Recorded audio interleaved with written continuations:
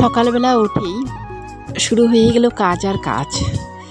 এইদিকে দেখো, রাত্রে হয়েছিল বৃষ্টি, তো এই যে পাতা পড়েছে।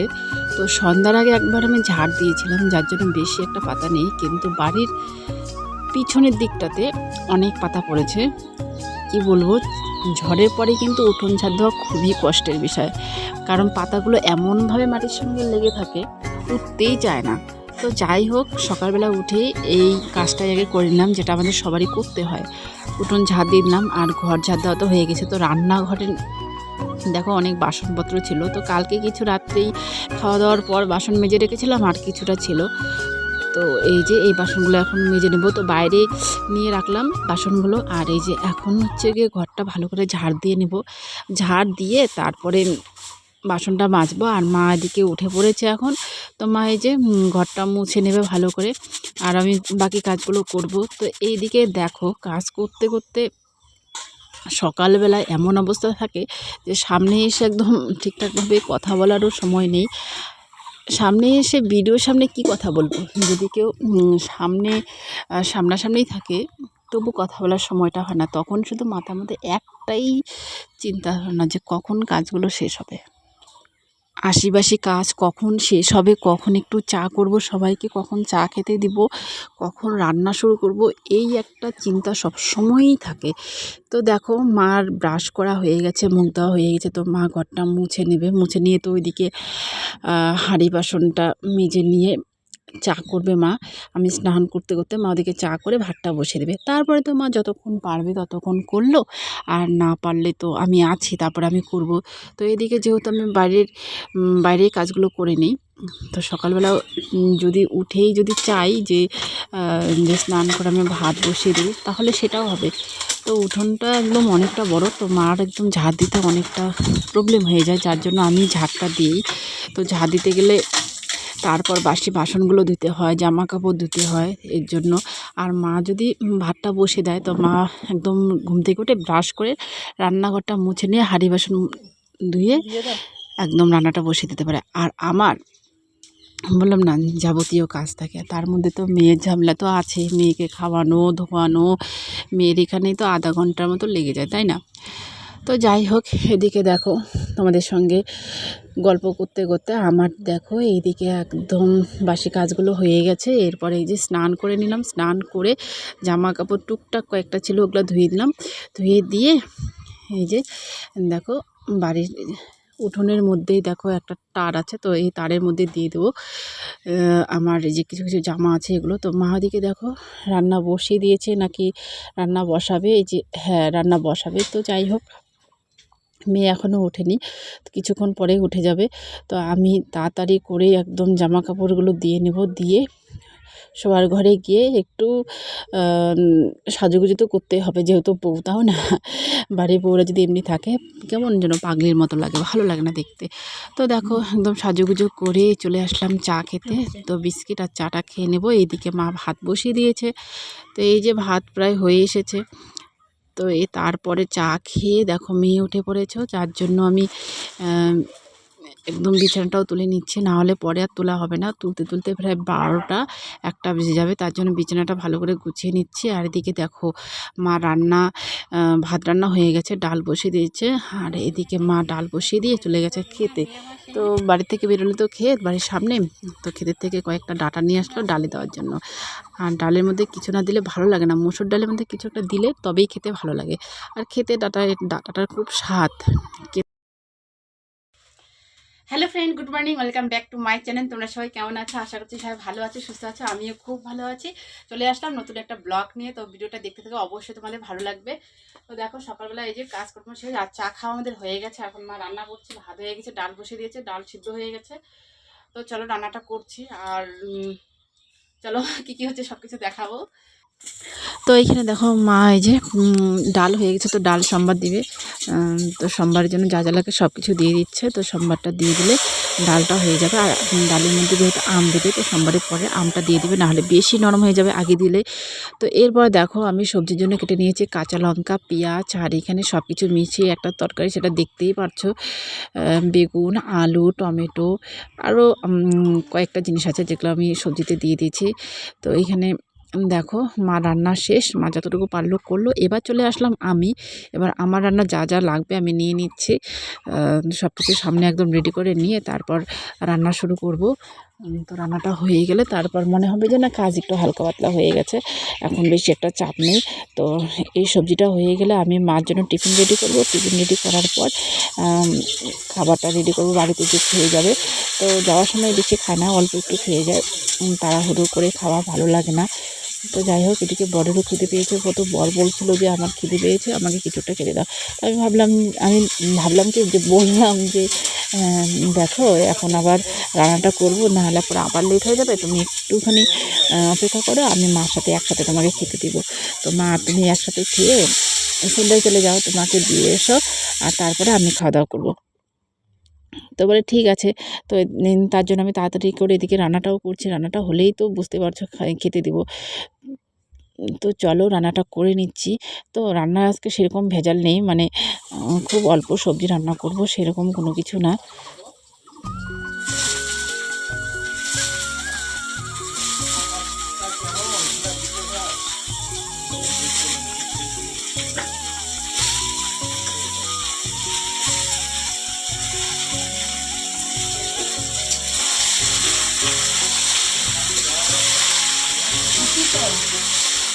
তো দেখো খুব তাড়াতাড়ি করে রান্না করছি, একদম কাঁচা লঙ্কা, পেঁয়াজ আর অল্প জিরে সম্বার দিয়ে সবজিটা বসিয়ে দিলাম। আর এখন একটু মশলা করে নেব, পরে সবজিতে যখন ভাজা ভাজা হবে তখন আমি সবজিতে দিয়ে দিব।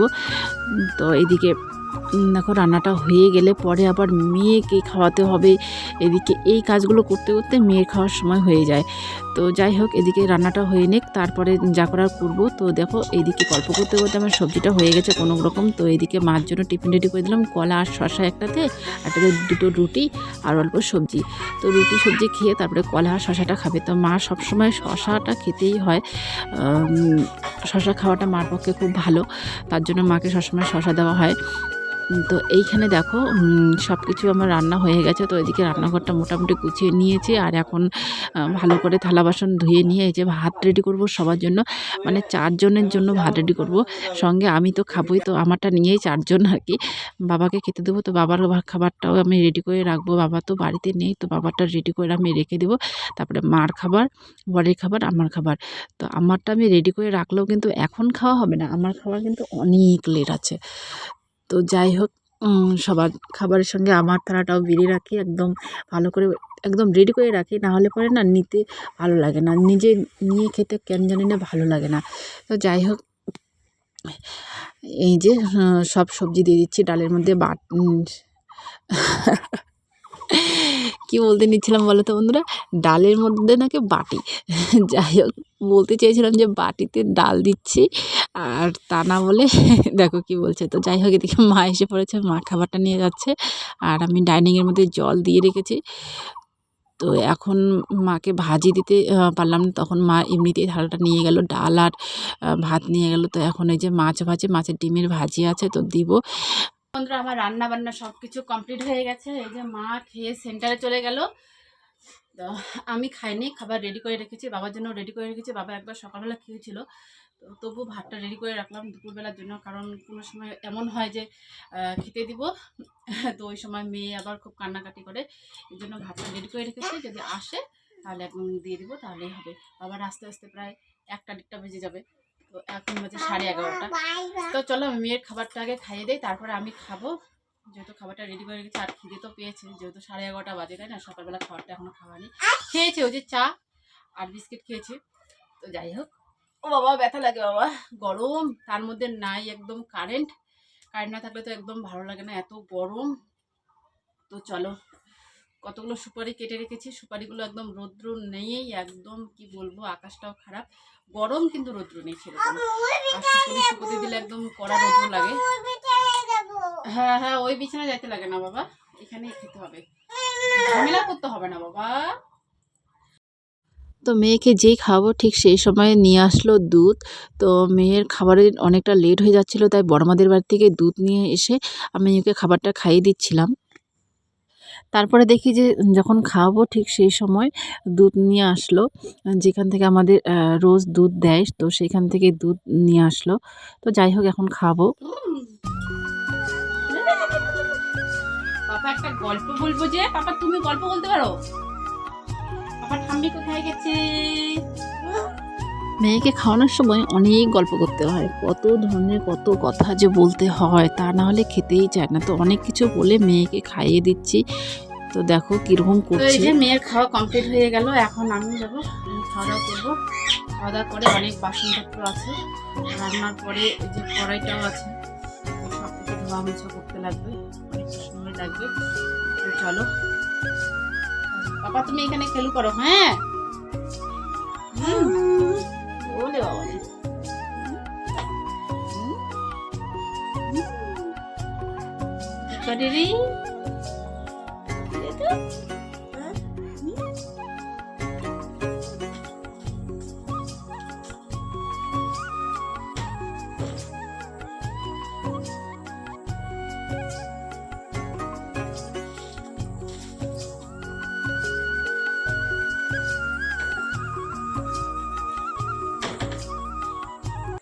তারপরে দেখো মেয়ের খাওয়া দাওয়া কমপ্লিট করিয়ে দিয়ে চলে আসলাম আমি, কারণ মিঠুকেও খেতে দিতে হবে।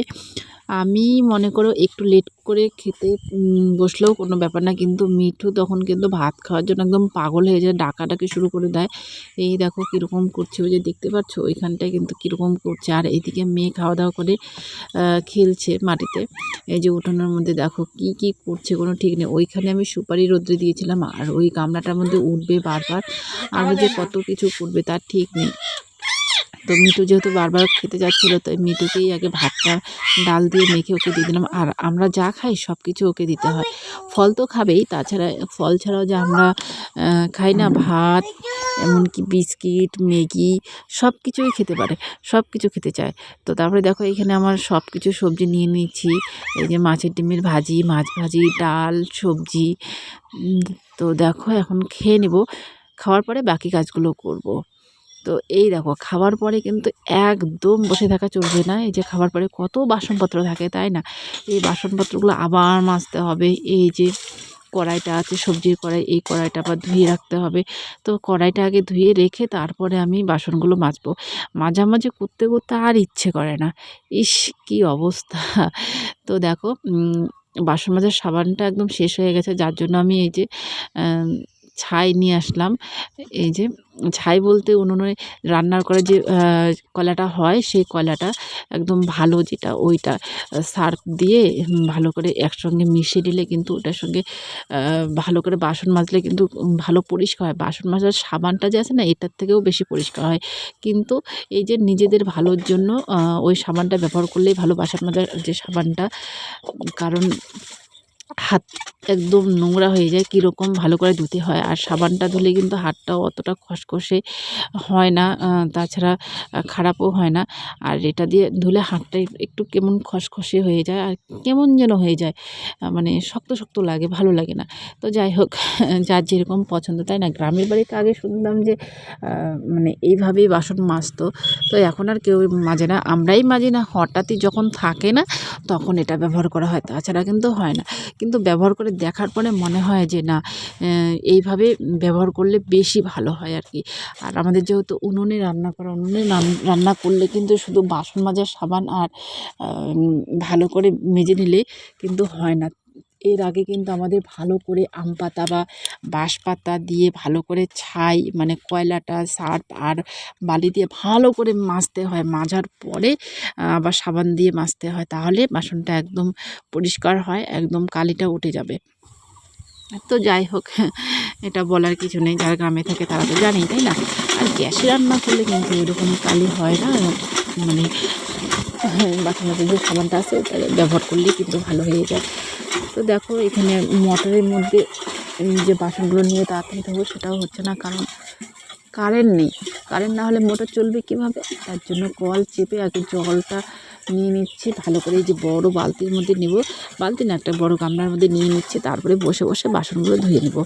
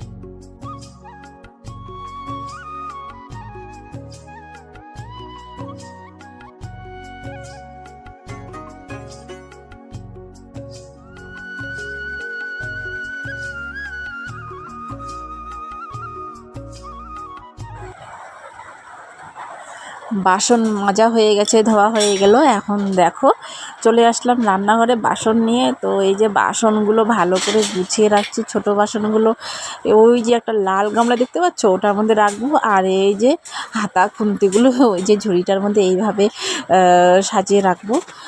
আর বড় বড় বাসনগুলো যে দেখছো, এই যে হাতা খুন্তি যেখানে রাখলাম না ওই ঝুড়িটা, ওইখানে কিন্তু রেখে দেবো। তো এক একটা বাসন আর কি এক এক জায়গায় রেখে দেই, তাহলে কি নিতে সুবিধা হয়, খুঁজে পেতে সুবিধা হয়। নাহলে খুঁজতে অনেকটা সময় লেগে যায়। তো দেখো বাইরে যেহেতু প্রচুর রৌদ্র ছিল, তো এই যে সুপারিগুলো রৌদ্রে দিয়ে দিয়েছি। আর সুপারিগুলো কীরকম যেন একটু হয়েছে, কালো কালো কেমন যেন হয়েছে, কালো সে কাটার পর একদিন না রোদ্রে দেওয়া হয় না, কারণ রৌদ্র ছিল না সেদিন।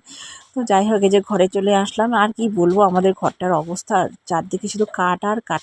তো এই ঘরটাই দেখো একটুখানি গুছিয়ে রাখার চেষ্টা করি। আর আমার মেয়ে তো এই সব একদম টেনে টেনে তুলে কি করেছে একদম। আর যা গরম বাইরে।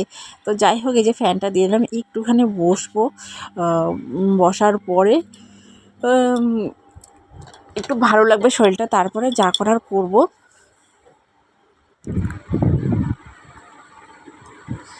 তো ফ্রেন্ড, এই যে কাজ কমপ্লিট হয়ে গেছে মোটামুটি। আর এই যে মেয়েকে স্নান করিয়ে দিয়েছি, দুধ ভাত খেয়েছে, খেয়ে যে ঘুমিয়ে পড়েছে। আর এই যে জামা কাপড় ধুয়ে দিয়েছিলাম কতগুলো, এই দেখো সকাল সকাল ধুয়ে দিয়েছিলাম। তো এই জামা কাপড়গুলো শুকিয়ে গেছে, এখন ঘরে নিয়ে আসলাম। এখন এগুলো ভাঁজ করে রেখে দিব।